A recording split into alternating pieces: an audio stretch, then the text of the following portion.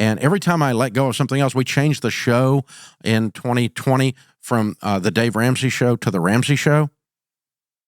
It was emotional on the air the day that we changed it, you know? What did you feel? What did you feel? I mean, I felt as unimportant as I am.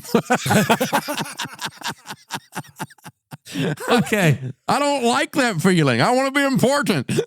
I'm a human being. I don't like that.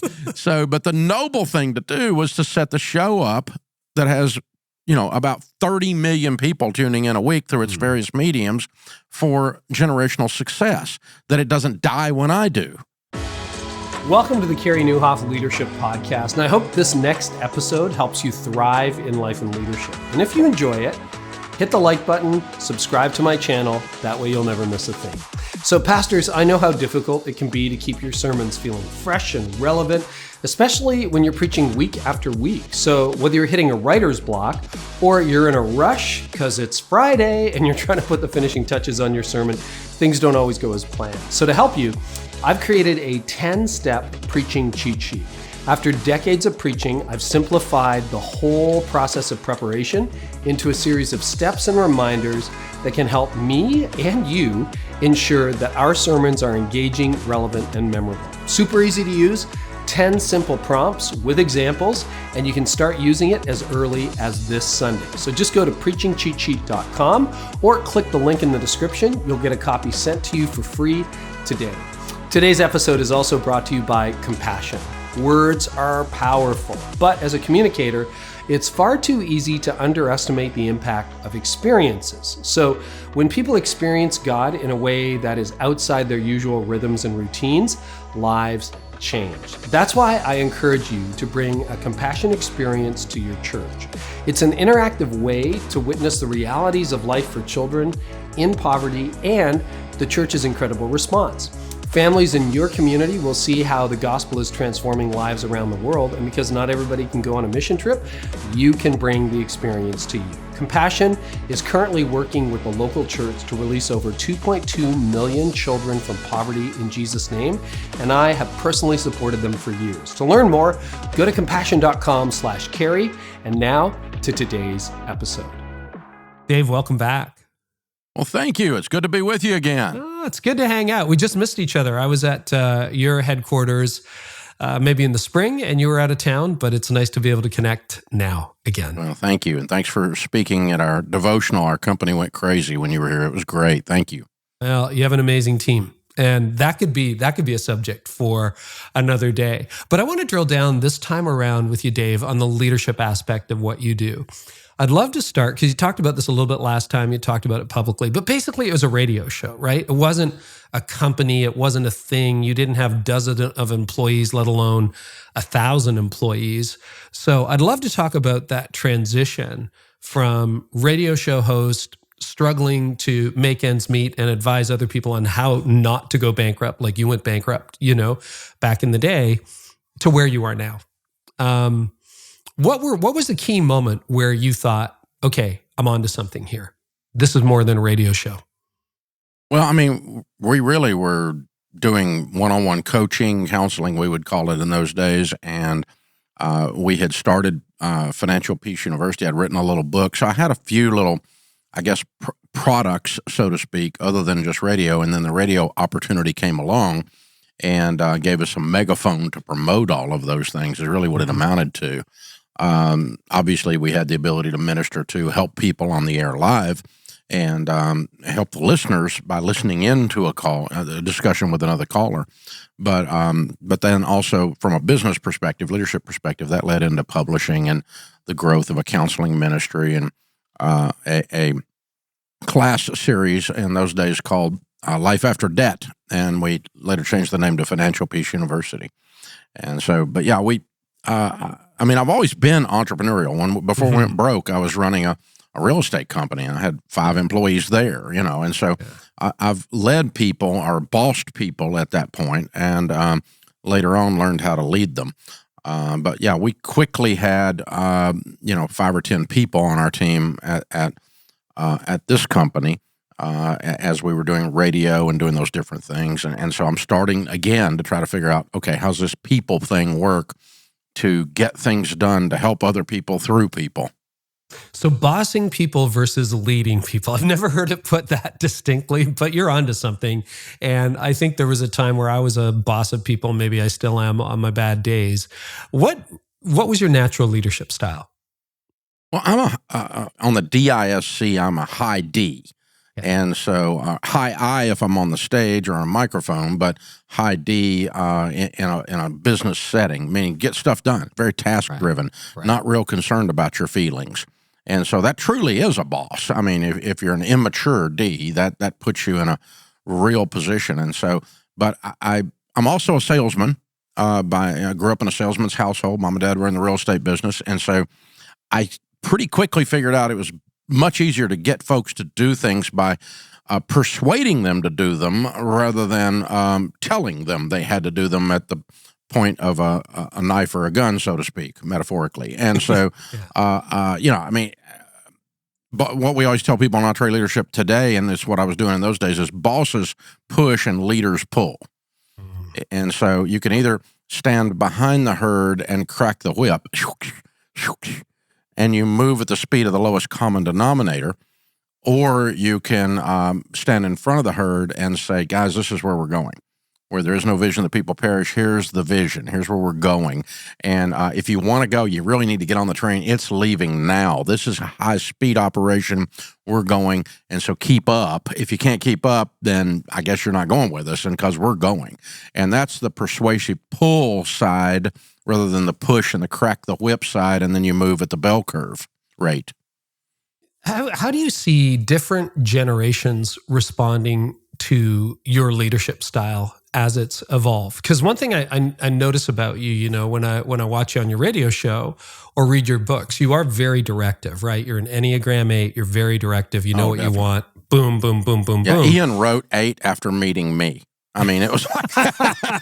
There you go. He's like, He's Dave Ramsey. a friend, and he and I have laughed. He goes, I've never met anybody that's a quintessential 8 like you. Like, you check every stinking box. It's ridiculous. Yeah.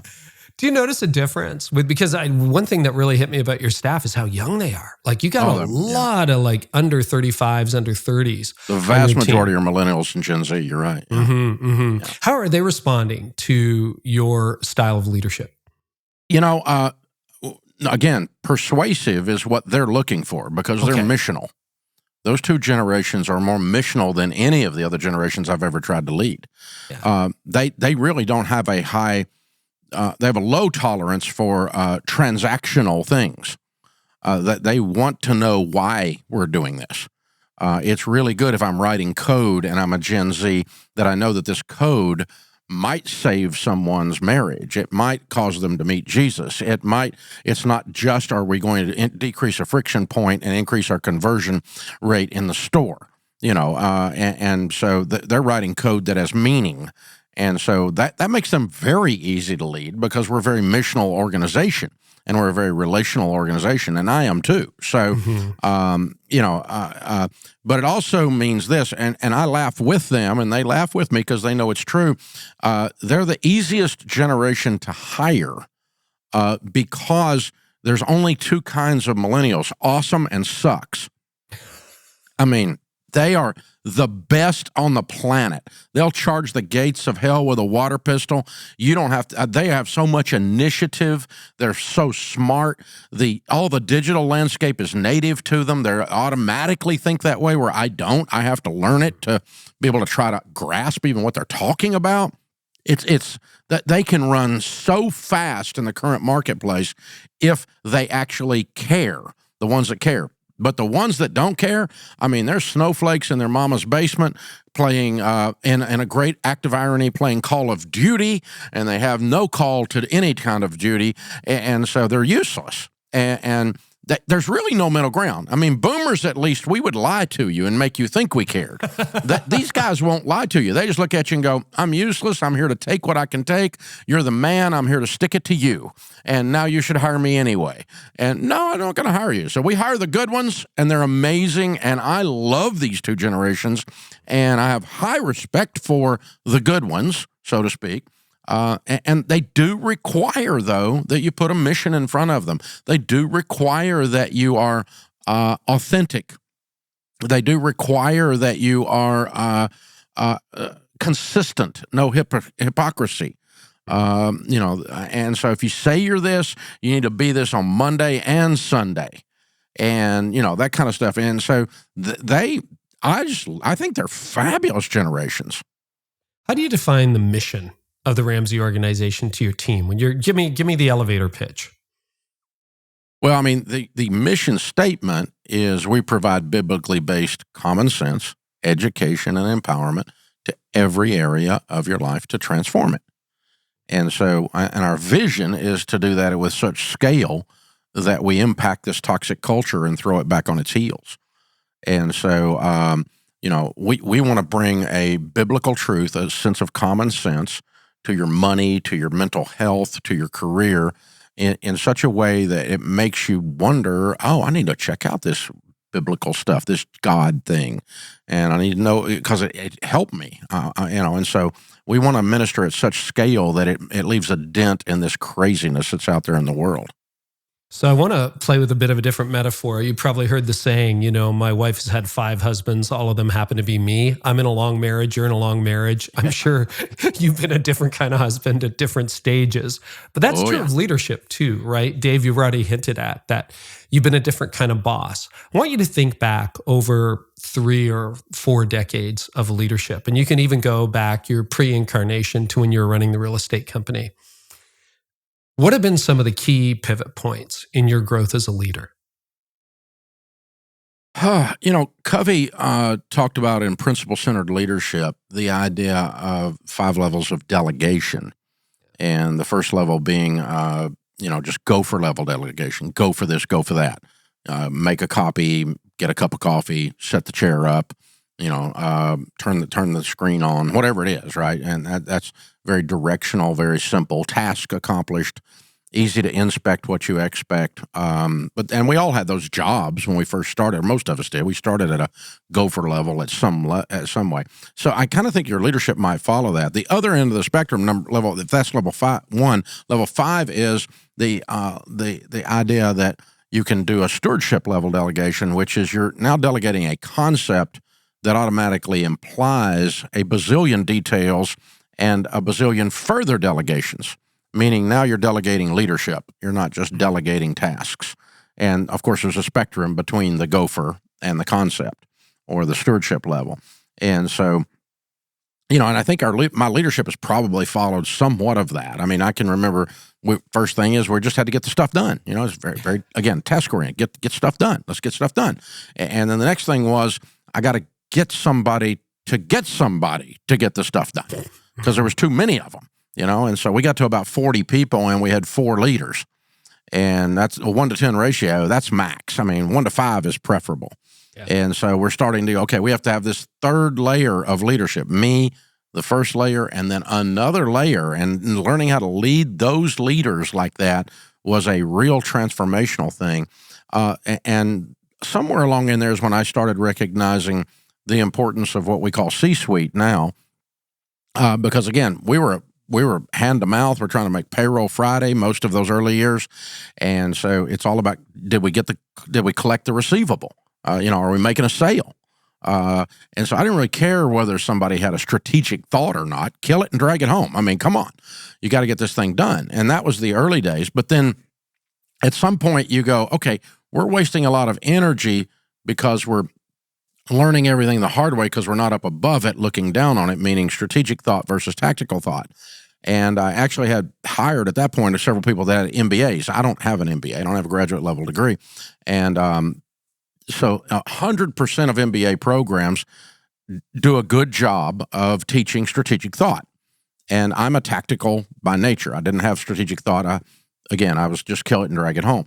So these MBAs were like, Dave, we've got to have a strategy. And I'm like, that sounds like you don't want to work. I mean, so what do you mean you want to get in a room and develop a strategy? We should be doing something. But then I became convinced over a period of time of doing these exercises with these guys, and the team taught me strategic thought in that sense. I mean, I knew it intellectually, I knew the concept, but taught me to actually do it in the benefits of you don't have to beat your head against the wall. You could just walk around the corner. Hello. And so if you get above it, you can see things. And so that was a big breakthrough. And we always laugh and say, the MBAs taught me strategic thought, and I taught them how to work. So it was a good trait. And so, but so that was an evolution. Adding the C-suite people and seeing their value is a strategic mindset. So putting in a CFO, putting in an HR director, not to do all the hiring and all the weird HR stuff, but instead just somebody that's paying attention to the team and making sure that we're doing good recruiting. I hired those both way too late. I should have added them a year earlier in the process, maybe 2 years earlier in the process. And now our operating board's half C-suite, half business unit leaders. And so we've got a tremendous balance and outlook on that. But yeah, then you move on through the whole process, and now you're really leading from a visionary perspective, not as much hands-on when you start to get to 1,000 folks, and 300 of them are in some kind of leadership capacity. Now I've got to cascade all of this communication through and have methods to do that everyone is rowing the same boat still. Failures often define us as people and as leaders. And, it's your failure that you talk about all the time in your 20s when you went bankrupt that really launched who you are today. And it's easy to look at all the success of Ramsey and go, wow, bet you they don't have any struggles. When you look back over your time as Ramsey, was there a moment, what was your hardest moment as the CEO?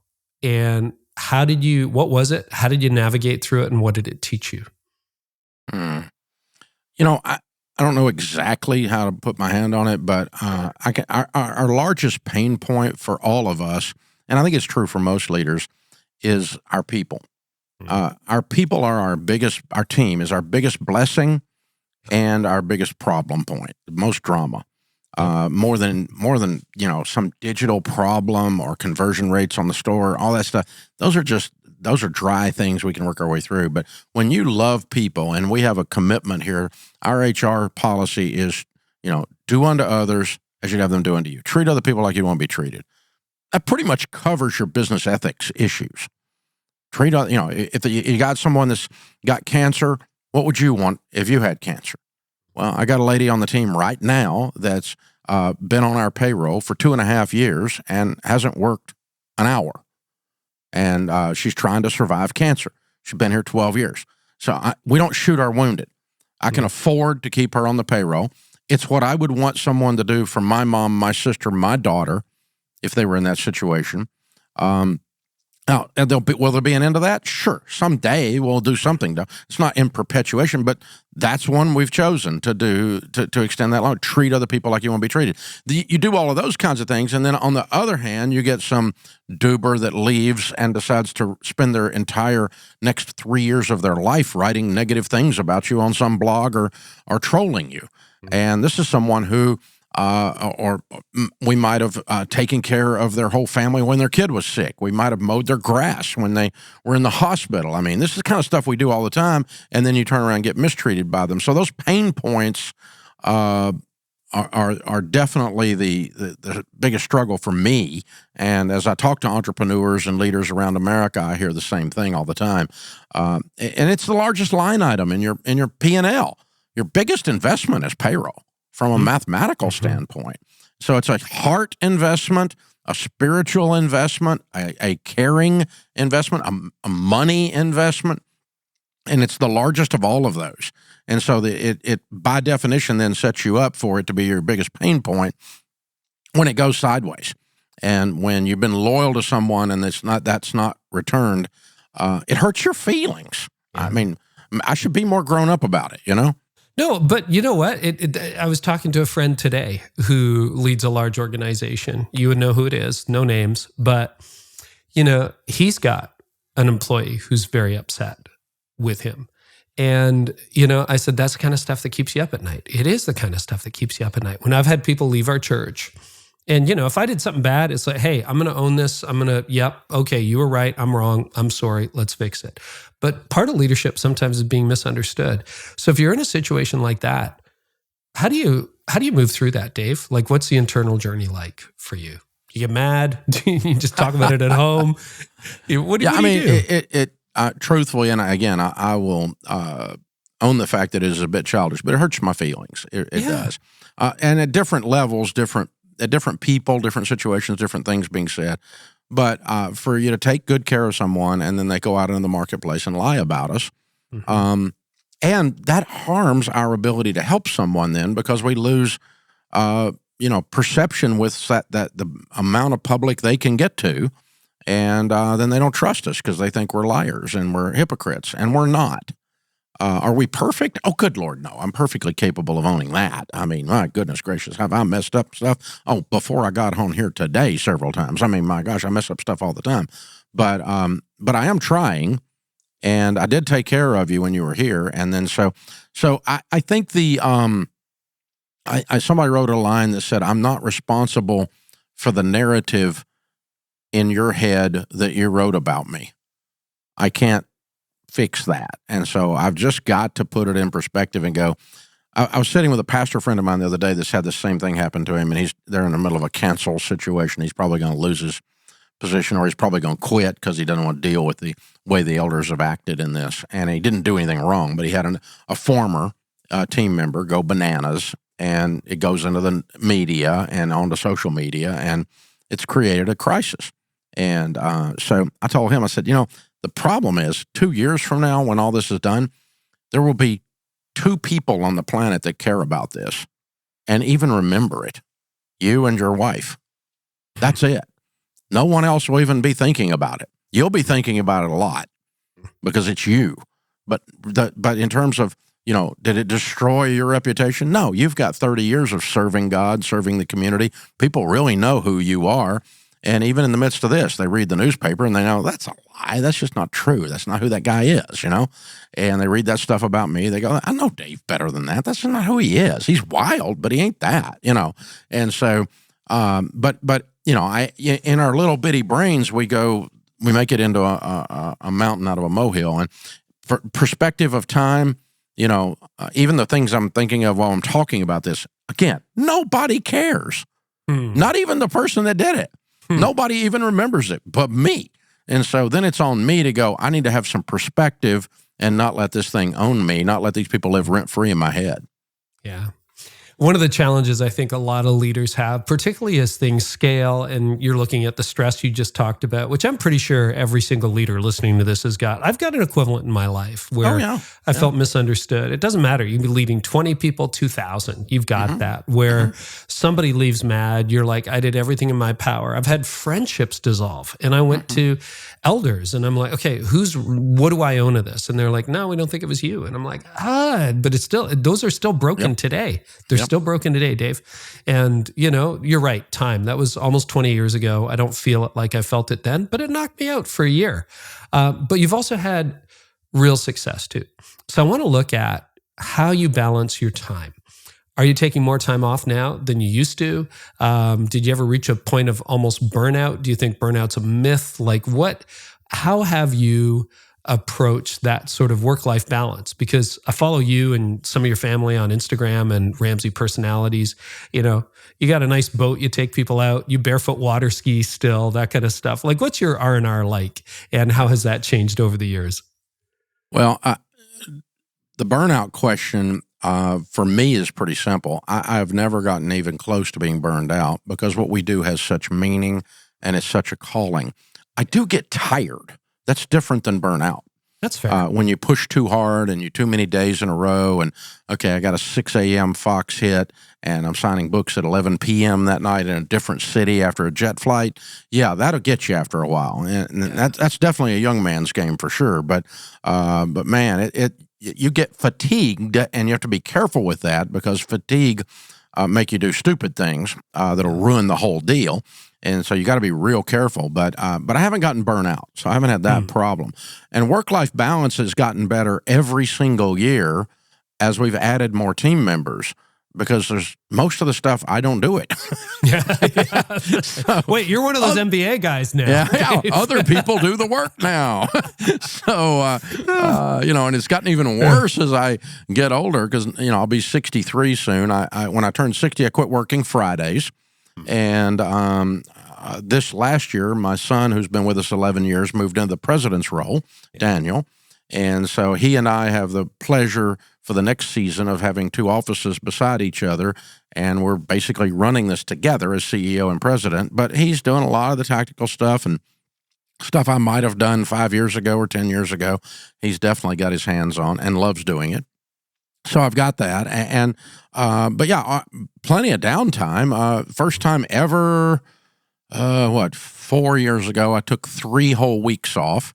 I'd never taken 3 weeks in a row off, and we did that. We liked it so much we did it again, and now we take a month and stay in Cabo for a month at a time, and that's not that unusual. So I'll be down there for most of November, as a matter of fact. So but that's so yeah, we're at the lake, and we leave on Thursday night and go to the lake house. You mentioned the boats, and that's just south of here, about an hour. So we're down there on the weekends. I'll be down there this weekend, and teaching the kids to barefoot now, the grandkids, and so all of that kind of stuff. So yeah, there's a lot of. We don't, even most of the people that work at Ramsey, 99% of us, we're here at 7, we're gone by 5:30, and so. If I'm walking through the office at 6 p.m. and there's somebody here, I want to know why. You need to go home.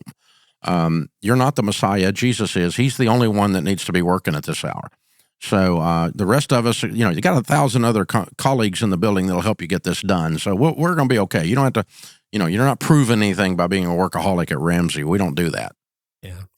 When you look back over your time as CEO of the company, were there particular, we talked about a failure and the hardest part, but was there an inflection point, like one decision or a series of decisions that you made that really became inflection points for the scale and growth and impact of Ramsey? I kept waiting on that because we're in broadcast, we're in publishing spaces, so we're on live event stages. So I kept waiting to be discovered, and someone would come along and make it easy and do it all. And I'm still waiting on that. It hasn't happened. And so every one of these dad blame things is a dogfight. Every one of these has got dirt under our fingernails from scratching and clawing and hustling and grinding. And so occasionally we look back and we can see an inflection point of something that broke through, there's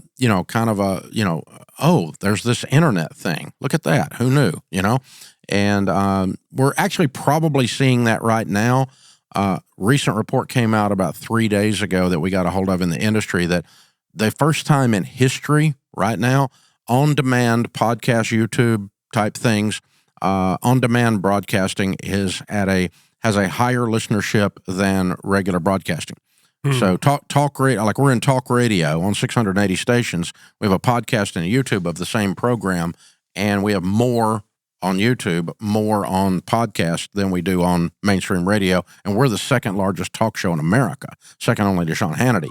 So, but it's past. So there's an inflection point there that this medium that you and I are doing right now has moved the needle. It has shifted from me being in talk radio for 30 years. Now I'm a podcaster, and is what it amounts to. And so I'm good with that. That's fine. I was going to say, do you care? No, I'm medium agnostic. I just want the message out. So how come, we'll put it out in a hardback paper book. If you want it as an audio book, we'll put it out that way too. If you want it as an ebook, we'll put it out that way too. I don't care. We just got to get it to you. That's the thing. So you can get your life changed. That's the point. So yeah, but that's an inflection point. I'll give you an old one that's fun. We were teaching Financial Peace University every night with an overhead projector and a bad suit in a hotel ballroom across the street from our offices. We'd have 300 people a night sitting there. We break up. We rented all the sleeping rooms on the first floor, flip the beds up against the wall, and break up into small groups on the whole first floor after I taught. So I'd teach a lesson, we'd go into small groups. That's the model for Financial Peace University. Have a discussion after the lesson and accountability and encouragement. And that's always been the model. We were doing it very analog. And this guy working for me comes in and he goes, hey, there's a lady in the weight loss space that's put these videos out on this VHS tapes, and they're teaching them in like 3,000 churches. He goes, we need to put this on VHS tape. And I went, no. You can't change people's life on a screen. You got to be in their life. You got to be there in person. I mean, the humor won't work. The visceral connectivity that is required for heart change won't work. It won't work. And he kept on me and kept on me. And we spent $7,248 putting those lessons on VHS and got some of those small group leaders from those hotel rooms to take it to their church and start a class. And I walked in the back of the church, and people are back to me. They didn't know I was in there. They're watching the tape.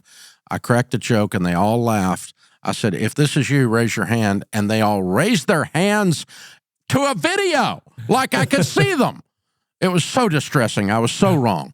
And that version, all the way up into DVDs, and Financial Peace University has been taught now in 50,000 churches to over 10 million people because we made that one change. That was an inflection point that I didn't realize at the time. And I fought it. I was against it. But I tried it anyway because the guy he just wouldn't let up. And I was taking input from the team, right, the frontline people. And they're like, hey, we're pretty much bottlenecked. You've done about all the overhead projectors you can do, dude. So we got to do something to get some scale. And all right, let's try it.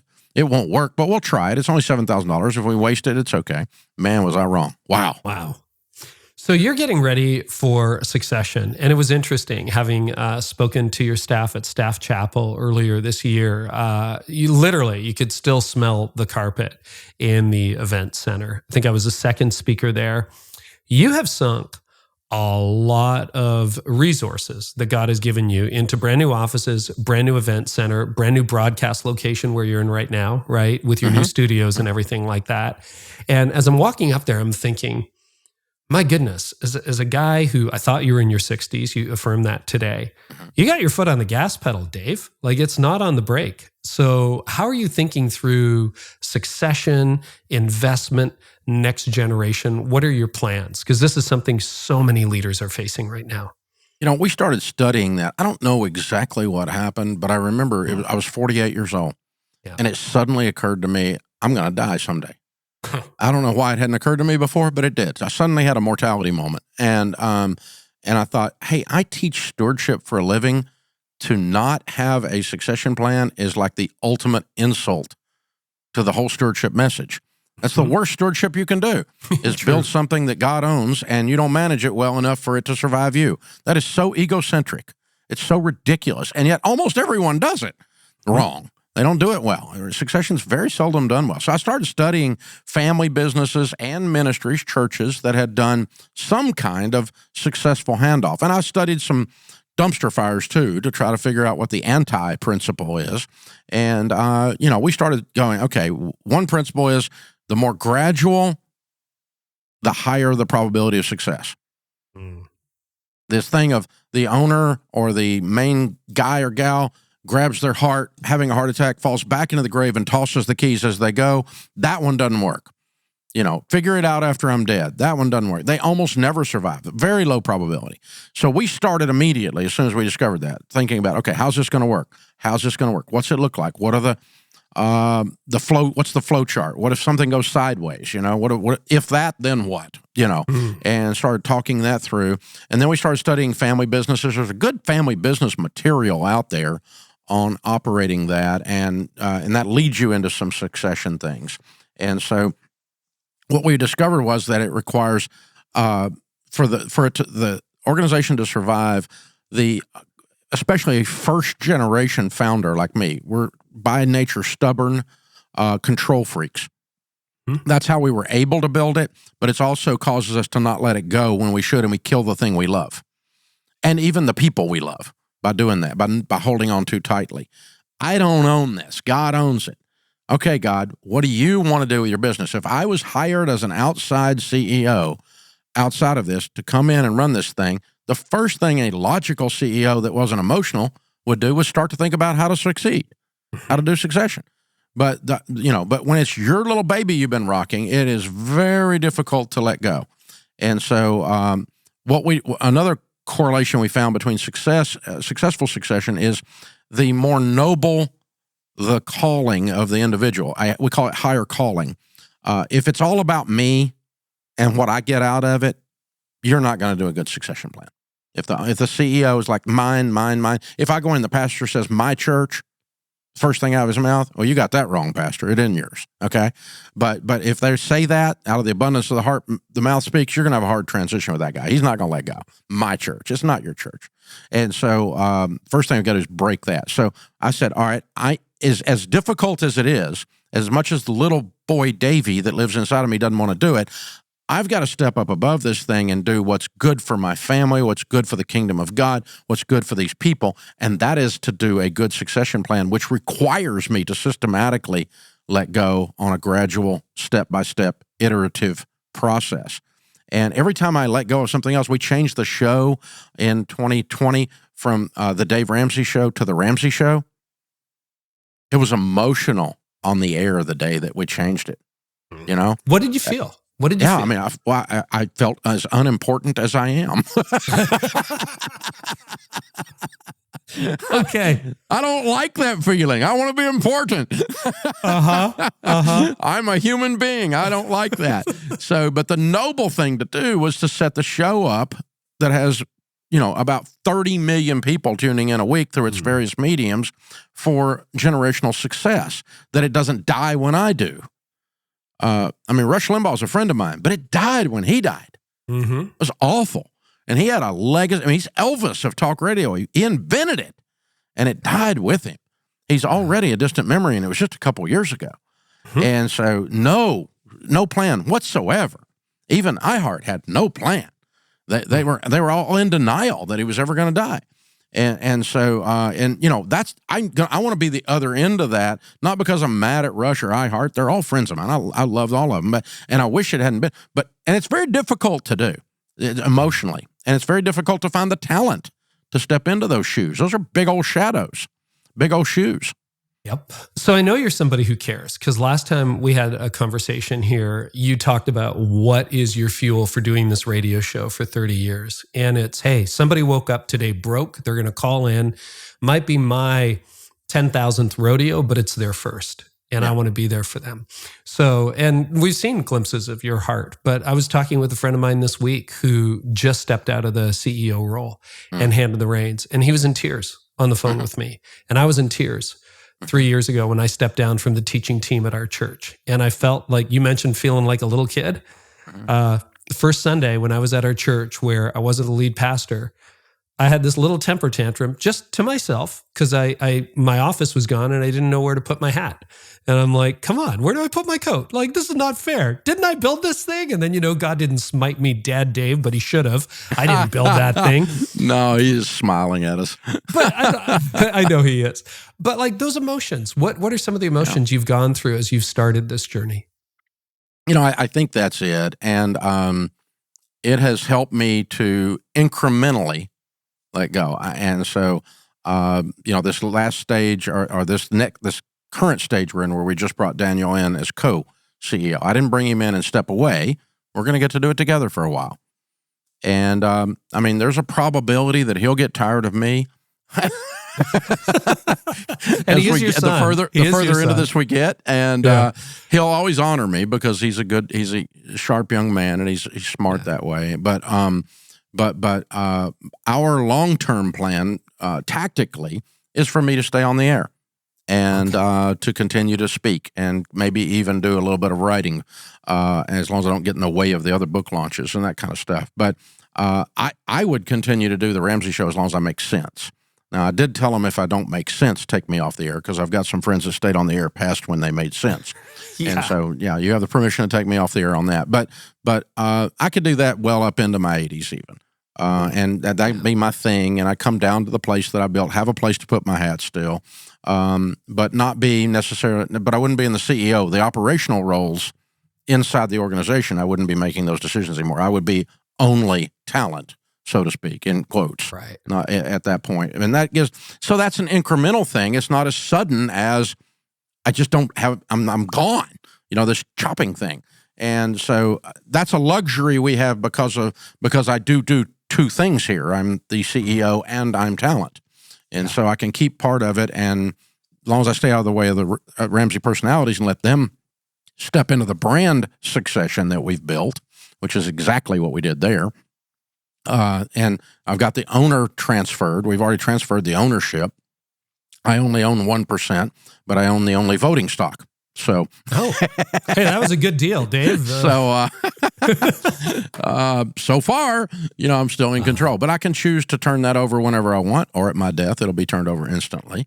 But I have never led even my family in this as grown people, except by persuasion anyway. So I'll never lose the ability to do that because I won't lose their ear because I'm not going to lose credibility. So I could still sit down in a meeting and make an argument. I just won't be making it as the guy who owns the place at some point.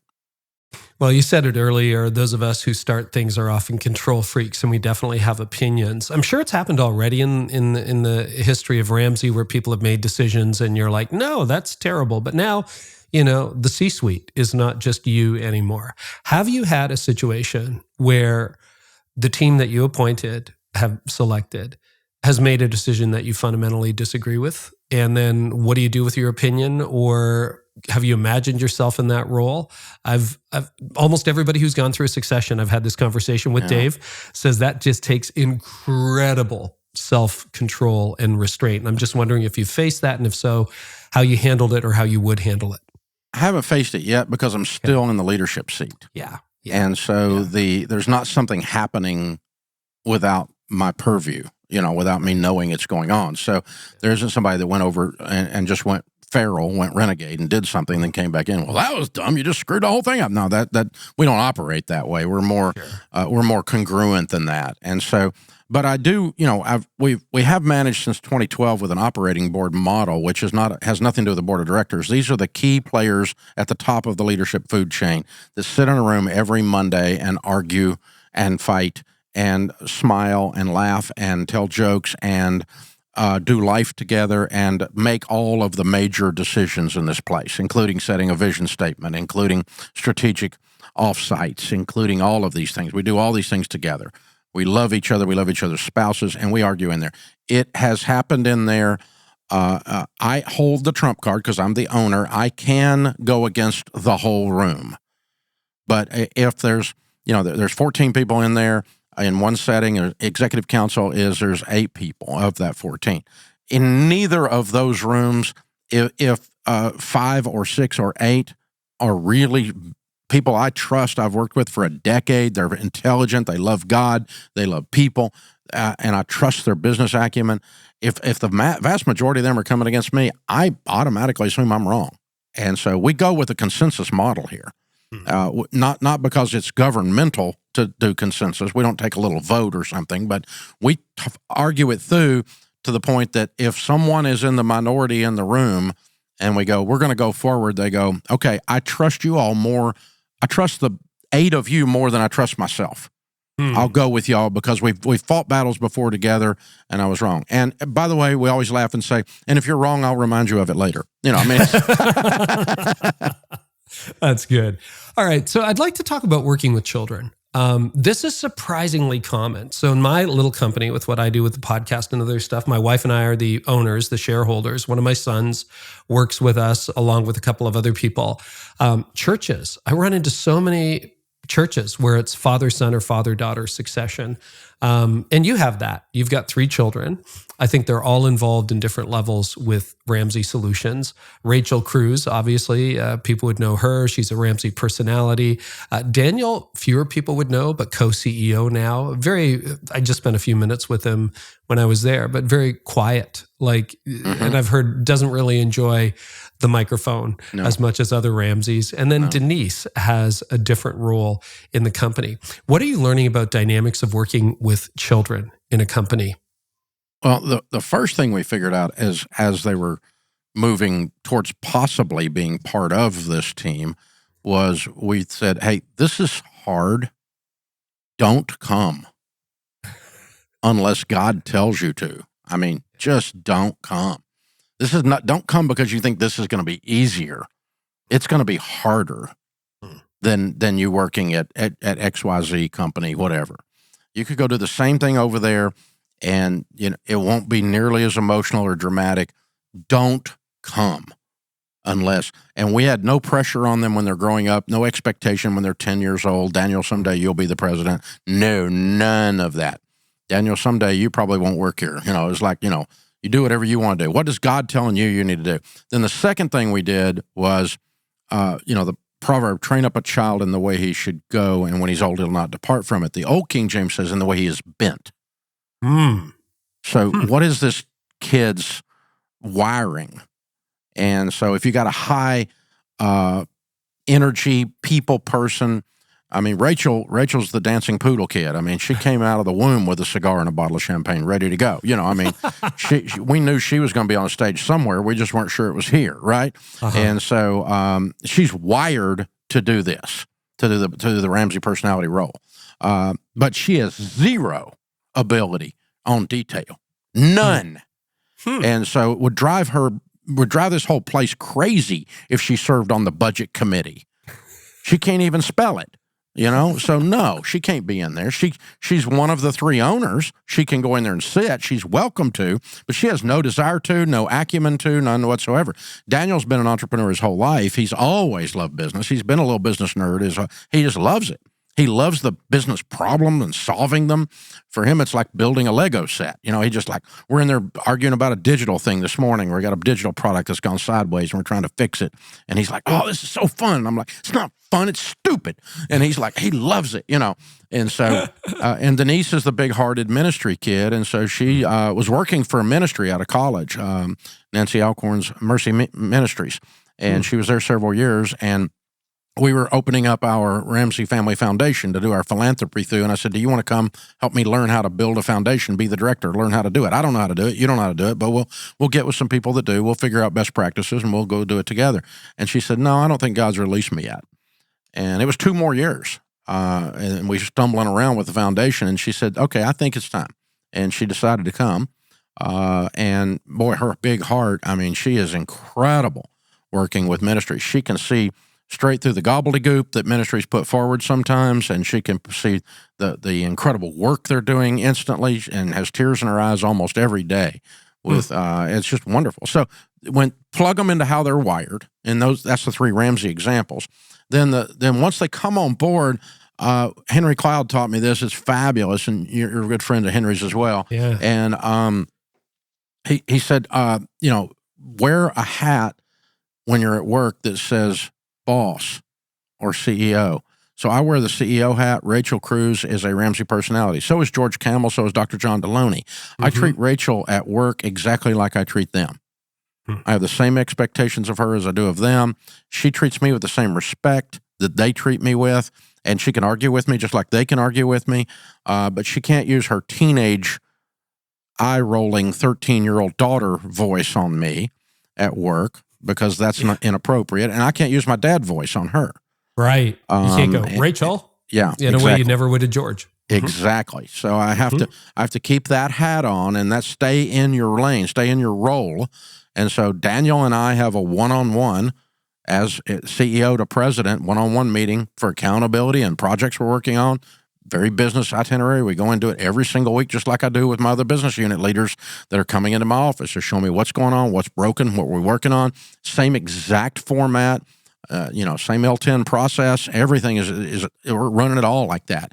And then when we go home, they actually bought me a hat for the lake. This says best papa ever, right? And so I'm Papa Dave. I've got the grandbabies on my lap or behind the boat, and I'm Papa Dave, and these are my kids and my grandkids and my wife, and we laugh, and we don't talk business. That was going to be my next question. Whether you talk business table. At the lake or... It's not allowed. It's not allowed. The only time you can bring it up, you have to ask permission of the other people there. We have had a very similar dynamic in my family. So my son calls me Carey at work, and I told him when... Yeah, they call you Dave there. When he was coming over from accounting, he was in the accounting department at BDO, and then came 4.5 years ago. And I just threw it out on a whim. I'm like, hey, I kind of need a CFO. This thing's growing beyond my ability to manage spreadsheets. Long story short, I said, you're going to have to work twice as hard because people are going to think you have this job because you're my son, because of your last name, and you're going to have to be twice as competent. And once you have the respect, it'll be fine. And I mean, he over-delivered, and he has that.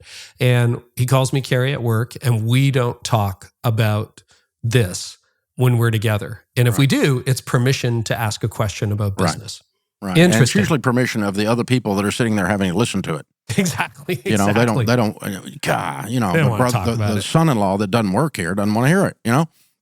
Well, They don't you're want us on talking the about it all the air. You're on the air in a few minutes. So I just want to point this last question to you. This has been such a rich conversation. I didn't get to most of my questions, which is a sign of a great conversation. It means I talk too much, but yeah. No, it means it was really good. Anything else you want to share with leaders as they navigate the growth of their organizations, thinking about succession, some of the challenges that we've talked about? Any final word to leaders? You know, I kind of think leadership may be a little bit like money in that the biggest mistakes people make is that they're not intentional. If you sit down and say, I'm going to do money on purpose, you would never do that thing. If you sit down and said, I'm going to do leadership on purpose, you would never do that thing. So if good leadership, wise leadership, competent leadership is a series of intentional acts, then succession's one of those. It's an intentional act of a good leader. Delegation is an intentional act of a good leader. Hiring and firing and creating an atmosphere of unity and a safe space, not in the woke sense, but in the sense of emotionally whole and safe. That's an intentional act of a good leader. Too often we get caught up in just getting the thing done, whether it's Sunday morning service is the thing, or the product delivery is the thing, the book launch is the thing. That's just the thing. When you get to the end of your life, you're not going to remember the thing. You are going to have the richness of soul of the people you've led well if you're intentional with an incrementally constant intentionality, one little thing at a time, one little thing at a time. You win death by 1,000 cuts. And I got to tell you, it's the great joy of my life. I've had a blast. Any particular resource you want to direct us to right now? Obviously, the radio show, the podcast, your YouTube channel. Where do you want people to go if they want to learn more, Dave? If they want more on the leadership stuff, that's our Entree Leadership brand. And you're back on that podcast now. Yeah, I'm running that podcast now. I'm taking calls from business leaders. That brand is aimed at businesses that are 5 to 250 people.